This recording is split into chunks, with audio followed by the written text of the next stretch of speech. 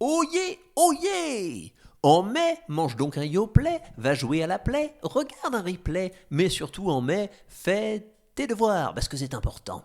Et avant d'aller faire ses devoirs, on va écouter un petit épisode du Chevalier Orange, et avant l'épisode, les remerciements. Merci donc à Roxane et Daphné, Joachim, Vincent, Guillaume et leur papa et maman, Sonam et son papa, Gabriel, Cécile, Owen, Léa, Noé, Mélodie et leurs parents, Justin, Yukokis, c'est mon grand bébé, Elliot, Ali, Caroline, User Privacy sur YouTube, Mélusine, Cornichon, Hailey, Édouard, Siro, Arthur, Zozo, le justicier qui sait sa loi, Elodie, Jan, Timothée, Linae et leur papa, Baptiste et Félix, roi des photos et vidéos Lego, pour leurs gentils messages. Merci à Antoine, Sacha et Noé et Owen pour leurs jolis dessins. Merci à Gaston pour sa jolie construction en Lego. Et merci à Baptiste, Émilie et Tigrou le chat qu'on n'oublie pas pour leur belle construction en plus.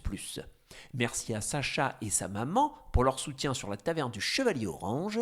Et spéciale dédicace pour Ombeline, Clotilde et leurs parents pour leur gentil soutien sur la taverne et bien sûr pour leurs jolis dessins que vous pouvez d'ailleurs récupérer sur le blog du Chevalier Orange des fois que vous voulez vous faire une petite après-midi coloriage.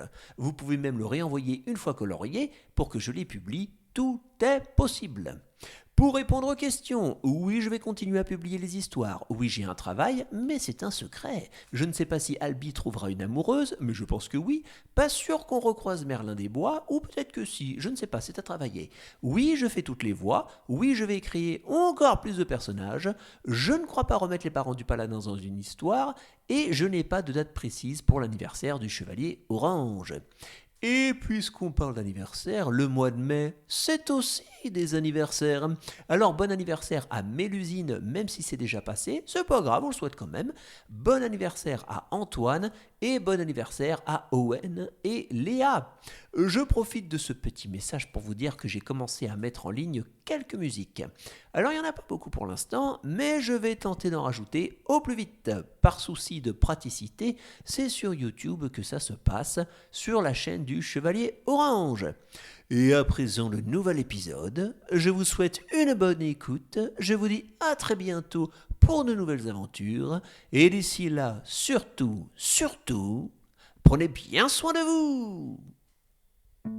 Chapitre 5. Le gène sans gêne.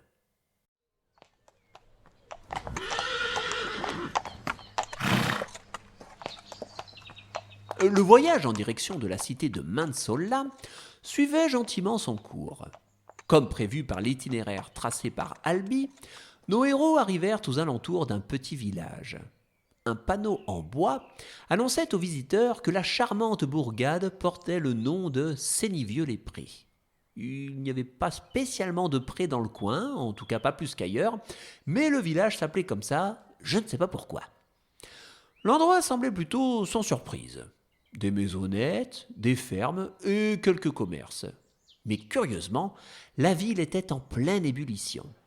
Tous les habitants s'étaient réunis sur la place principale, tandis qu'un homme, debout sur une estrade, leur tenait un discours des plus passionnés. Allons-nous encore vivre dans la peur? Allons-nous encore subir toutes les attaques de la bête? Moi, Eugène, maire de notre bonne petite ville de Sénivieux-les-Prés, je dis non. Nous allons mettre un terme à tous nos tourments et abattre cette créature monstrueuse une bonne fois pour toutes.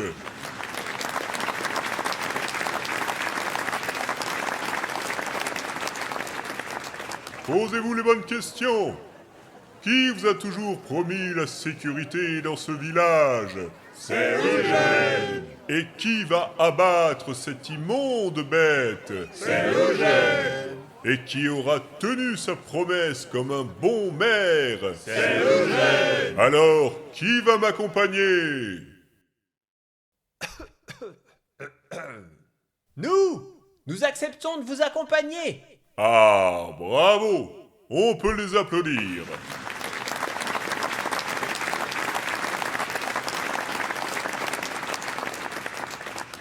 Vous m'avez l'air d'un chevalier. En êtes-vous un? Exact. Et avec mon groupe d'aventuriers, nous allons vous aider dans votre chasse aux monstres.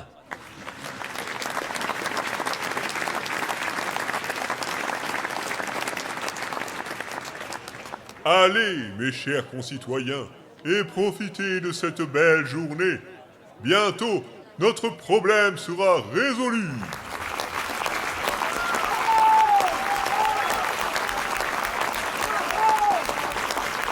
Après avoir entendu les hurrahs de toute la foule, le chevalier et ses amis se dirigèrent vers l'homme qui avait prononcé le grand discours, le fameux Eugène, maire de la ville. Ce dernier était descendu de son estrade et attendait nos héros. Il était vêtu assez richement et arborait un beau chapeau en cuir sur lequel étaient attachées de ravissantes plumes. Mes chers amis, je ne sais pas qui vous envoie, mais vous tombez à point nommé. Nous devons absolument régler son compte à la bête du lac. La bête du lac. Ah, alors, à quoi avons-nous affaire? Dragon, loup-garou, poulet géant? Oh, cette vilaine créature ne ressemble à aucune autre. Vous le constaterez par vous-même. Elle est hideuse, cruelle, le genre de bête que l'on ne croise que dans les histoires. Eh ben, ça tombe bien. Je présume qu'elle est dangereuse. C'est le moins que l'on puisse dire. Elle a dévoré 2 vaches et 3 moutons. Un habitant l'a aussi aperçu rôder près du village et elle effraie tout le monde. Effectivement, pas gentille. Je pars en chasse cet après-midi avec quelques gardes du village. Si vous voulez vraiment nous prêter main forte, ce sera le moment ou jamais. Vous pourrez compter sur nous. Parfait. Retrouvons-nous sur la place principale à 14h pile. 14h, nous y serons. L'après-midi arriva et il fut l'heure de retrouver Eugène le maire. Bon, Albi, mon petit Albi, une des grandes règles chez les aventuriers, c'est la ponctualité. Ni trop tôt, ni trop tard. Hein, c'est très important. Là, on a rendez-vous à 14h30, donc on part à 14h20 pour être sûr d'être bien à l'heure. C'est-à-dire, chevalier, qu'on a rendez-vous à 14h. 14h? On avait dit 14h? Oui. Ah, lorsque l'équipe du chevalier arriva sur la place du village, bien à l'heure, pile poil à 14h29, le maire et les quelques gardes volontaires étaient déjà là. Tout le monde se mit donc en route pour aller traquer la bête. Cette dernière vivait le long d'un lac que l'on nommait le lac des sapins. Il n'y avait pas spécialement de sapins dans le coin, en tout cas pas plus qu'ailleurs, mais le lac s'appelait comme ça, et là non plus, je ne sais pas pourquoi. Ce que je sais par contre, c'est à quoi ressemblait la bête. C'était une sorte de lézard géant, d'au moins 2 mètres de haut, et dont le corps était recouvert d'épaisses écailles. Sa tête allongée était surmontée d'une série de plumes de toutes les couleurs. Ses yeux de reptile, fins et luisants, lui donnaient un air de prédateur mortel qui allait fort bien avec son impressionnante dentition. Notre paladin préféré en resta bouche bée. Effectivement, elle ne rigole pas, votre bête du lac. Quelqu'un a déjà tenté de la chasser? Jamais. Elle a beau être là depuis des années, même les habitants du coin n'ont jamais tenté de l'approcher. Vous pouvez demander à Roger, c'est notre plus ancien garde. Ah ça pour sûr, je n'approcherai pas d'une telle créature, moi. Et puis regardez-moi ça, elle a même pondu un œuf. Un œuf, dites-vous? Ah mais oui, on le voit là-bas. Bientôt, il y aura 2 monstres du lac. Vous dites 2 monstres du lac? Eh oui, car c'est ici que les monstres du lac naissent. Daphné, ma chère Daphné, venez nous rejoindre, je vous prie. Me voilà chevalier. Voici Daphné. C'est notre professionnelle en roublardise. Dans le cadre d'une formation pour mon jeune apprenti Albert Gloumida, ici présent, elle va nous présenter ses idées pour mener à bien notre mission concernant la bête du lac. Exactement. Et j'ai déjà une belle idée. Nous allons lui tendre un piège.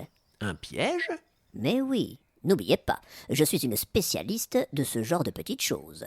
Mais on ne pourra jamais trouver un piège assez gros. Vous avez vu la taille de la bestiole, là? Si je puis me permettre, dans son fameux livre « Je ne parle pas vite, mais vous comprenez doucement », l'ingénieur royal explique qu'un petit mécanisme peut toujours être reproduit en grand format. Exact. Bravo mon petit Albi. Nous allons donc prendre comme base un petit piège et le reconstruire en énorme. Ah bon? Bon, bah alors, moi je vous fais confiance. Après quelques allers et retours au village, pour récupérer une grosse quantité de matériaux, tout le monde se mit à l'ouvrage sur les instructions de Daphné.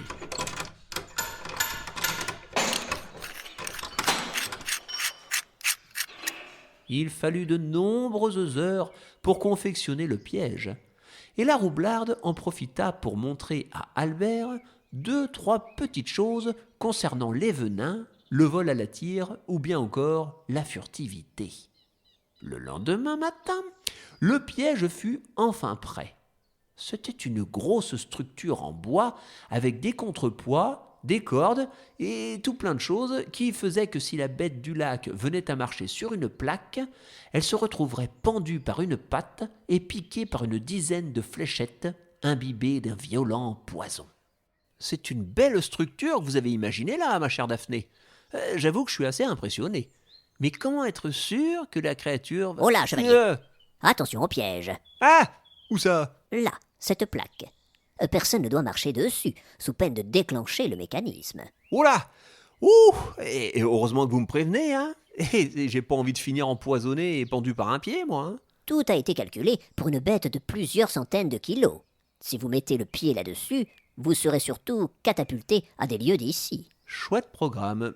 Bon, tout le monde a bien entendu, hein? On fait attention au piège, hein? Oui! On fera attention, chevalier. Eh oui, parce que sinon... Mais qu'est-ce que vous mangez encore, Ignace? Je croyais qu'on avait plus de chips au paprika. J'en ai racheté au village. Ah ben, je veux bien que vous en gardiez une ou deux cette fois-ci, hein? Bien, commençons la chasse. Afin d'être sûr que la bête irait marcher sur la plaque, Attention au piège. Daphné avait décidé d'aller attaquer la créature pour l'appâter vers le piège. Elle commença donc à se faufiler vers le lac avec toute la discrétion d'une vraie maîtresse de la roublardise. En un rien de temps, elle se retrouva à quelques mètres seulement de la bête, sans en avoir attiré l'attention. Puis, d'un geste vif, elle décocha une flèche assommante dans la direction de l'animal. En un éclair, le monstre se rua sur Daphné. Cette dernière, qui avait des réflexes impressionnants, se leva en un instant et se mit à courir avec une incroyable agilité. Elle distança sans peine son agresseur, et dès qu'elle fut à la hauteur du piège, elle se plaça derrière la plaque en attendant que se déroule la fin de son plan. Elle attendit et attendit, et puis elle attendit. La bête ne venait pas. Mais qu'est-ce qu'elle fait? On dirait qu'elle s'est arrêtée. Elle fait même demi-tour. Oh non, ce n'était pas prévu, ça. Ce n'était pas prévu, mais cela confirme mes doutes. Cette pauvre bête n'ira jamais dans votre piège, ma chère Daphné. Jamais dans le piège? Mais alors, comment allons-nous l'attraper? Nous ne l'attraperons pas, tout simplement. Nous allons la laisser tranquille. Je ne vous suis plus, chevalier. Et notre mission, alors? Attention au piège. Notre mission consistait à éloigner une menace du village de Sénivieux-les-Prés. Et il n'y a aucune menace. La créature du lac ne vient pas vers nous parce qu'elle se contente de se défendre. Elle n'attaquera jamais personne. Et surtout, elle ne s'éloignera jamais de son œuf. Monsieur Eugène le maire, vous vous êtes joué de nous et de vos concitoyens. Hé, attention au piège. Mais je ne vous permets pas de me juger. Vous nous dites que notre maire est un menteur? Réfléchissez. Qui a eu des animaux soi-disant massacrés par la bête? Bah, c'est Eugène. Et qui a vu la bête rôder vers le village? C'est Eugène. Et qui a des plumes sur son chapeau qu'il adorerait remplacer par les plus magnifiques de la tête de la créature du lac? C'est Eugène. Et qui s'est servi du marteau tout à l'heure et ne l'a pas rangé à sa place? Ah non, sachez-moi, vos accusations ne m'atteignent pas. Attention au piège, j'ai dit. Et pourtant, vous êtes démasqué. Faudra pas venir se plaindre. Je n'ai pas de compte à vous rendre, chevalier. Je vais vous dire au revoir et rentrer chez moi. J'avais dit de faire attention au piège. Ouais, j'admets, ouais. Et en tout cas, ça fonctionne rudement bien, votre truc, hein? Et il est parti loin, là. Ah ça, on n'est pas près de le revoir. Il n'a toujours pas atterri. Incroyable.